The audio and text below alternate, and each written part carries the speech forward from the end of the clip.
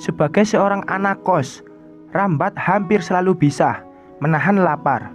Maklum, menahan lapar adalah filosofi hidup pertama yang harus dimiliki oleh anak kos. Tak terkecuali Rambat. Jatah makan manusia normal yang 3 kali sehari bisa direduksi oleh Rambat menjadi sekali dalam sehari. Namun, sejak seminggu terakhir ini, ada rasa yang membuat lapar dan dahaga itu tidak bisa ditahan-tahan lagi, walau sekejap. Begitu lapar sedikit saja, Rambat sudah terbayang warteg depan kosan dan suasananya. Hal ini tak lain dan tak bukan adalah karena kehadiran Irma. Ia membuat Rambat seolah jadi terus-terusan merasa lapar. Irma adalah pelayan warteg baru di warteg dekat kos Rambat.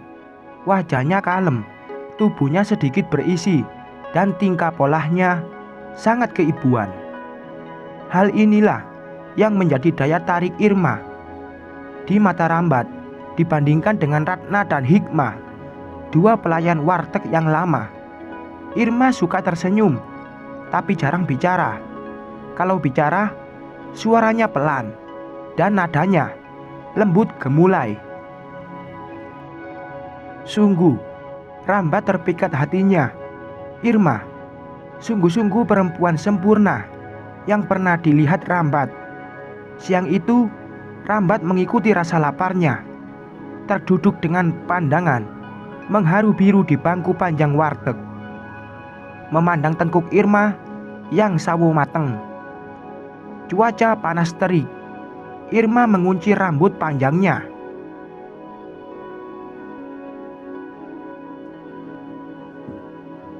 Setiap Irma menyendok nasi untuk pengunjung warteg, kuncirnya berayun manja ke kiri dan ke kanan. Rambat menikmati pemandangan itu, hampir mimisan hidungnya, karena di hatinya mengalir deras darah yang bergelora.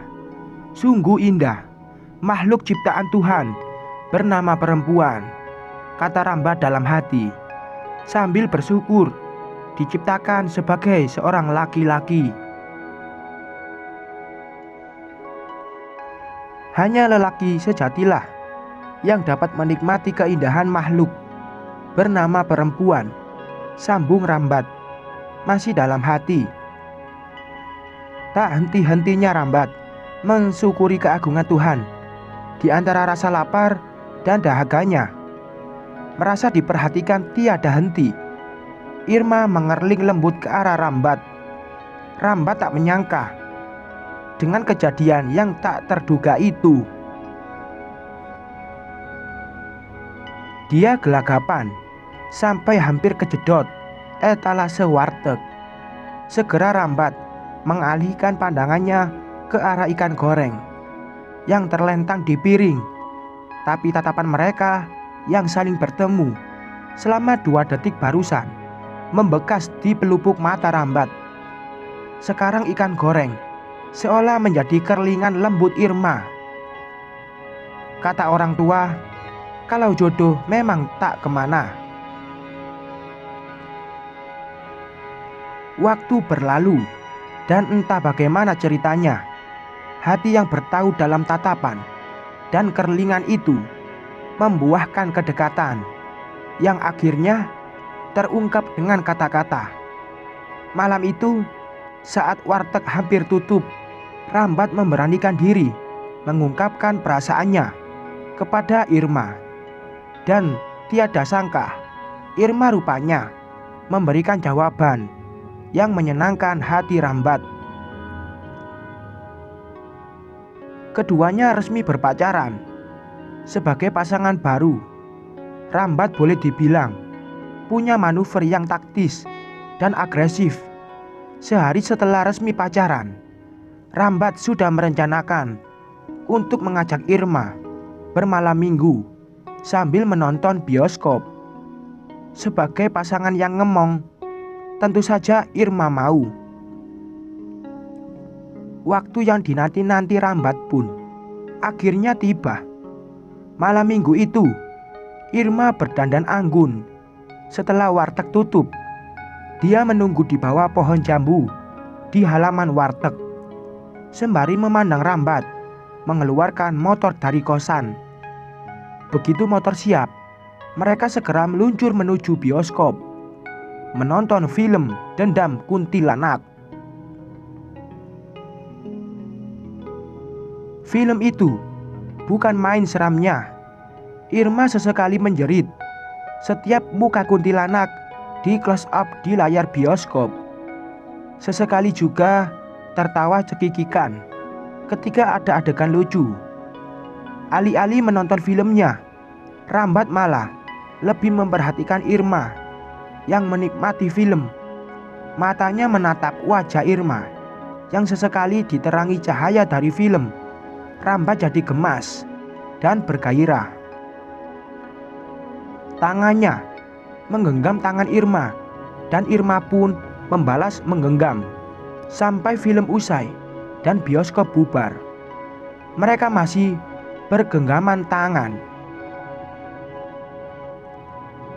Rambat sesuai janji membelikan ayam goreng dan es krim, serta mencari tempat untuk duduk di bangku taman depan bioskop.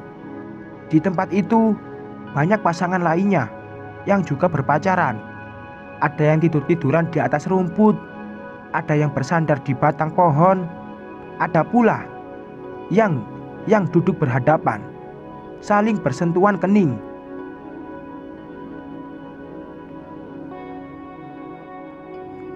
Rambat dan Irma mendapat tempat strategis yang remang-remang di bangku yang dilindungi tanaman bougainville rimbun berwarna merah, semerah bibir Irma. Di sana Rambat mulai merayu Irma.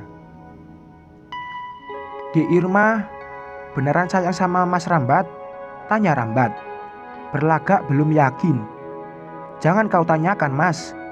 Cintaku padamu sekeras tulang ayam ini," balas Irma, menggombal tak kreatif. Mereka lalu berbalas pantun dengan tema perasaan hati yang berbunga-bunga. Semakin banyak pantunnya, semakin mendekatlah tubuh dua insan dilanda cinta ini. Rambat mulai menyosor dan meraba-raba. Irma pun demikian. Mereka teranyut seperti sandal jepit di sungai yang tak tahu arah jalan pulang. Suasana menjadi sangar, roman, dan binal. Hingga pada suatu ketika, tiba-tiba Irma menjerit. "Au, Mas, kenapa, Dek Irma? Kaget ya?" balas Rambat. Ada perasaan bangga dengan apa yang sekilas tersenggol oleh Irma yang membuatnya menjerit barusan. "Anu Mas, aku jadi kaget dan sedikit shock," ujar Irma. "Jangan kaget, Dek Irma. Mas gak akan menyakiti Dek Irma dengan ini," balas Rambat. Irma mendadak menjauh dan tertunduk. Rambat jadi bingung. "Ada apa, Dek Irma?" tanya Rambat perlahan. Irma terdengar menghela nafas. "Aku ingat masa lalu, Mas," kata Irma lirih. Rambat berdesir. Apakah yang terjadi pada Irma? Apa dia janda? Atau dia tidak? Lagi, apapun itu bagi Rambat bukanlah hal penting lagi. Dia telah katakan cintanya tulus, cinta sejati sepenuh hati. "Dek Irma, andai pun masa lalu Dek Irma kelam, janganlah Dek Irma menyaksikan penerimaan Mas Rambatmu ini," kata Rambat sambil menggenggam tangan Irma. "Betul, Mas Rambat mau menerima Irma apa adanya?" tanya Irma sangsi. Irma menatap mata Rambat, mencari kepastian. Rambat dengan cepat mengangguk dengan mantap. "Dek Irma, jangan ragu. Apapun masa lalu Dek Irma, Mas Rambat akan terima. Yang penting Dek Irma jujur. Katakanlah apa yang membuat Dek Irma mendadak menjerit tadi." kata Rambat meyakinkan. Irma menghela nafas. Dengan perlahan, dia berkata sambil tertunduk, "Anu mas, sebenarnya aku shock karena ingat milik Mas Rambat yang aku pegang tadi. Aku pernah punya." Rambat tercekat. Pusaka yang tadinya tegak meronta-ronta mendadak langsung lemas tak berdaya. Sekian.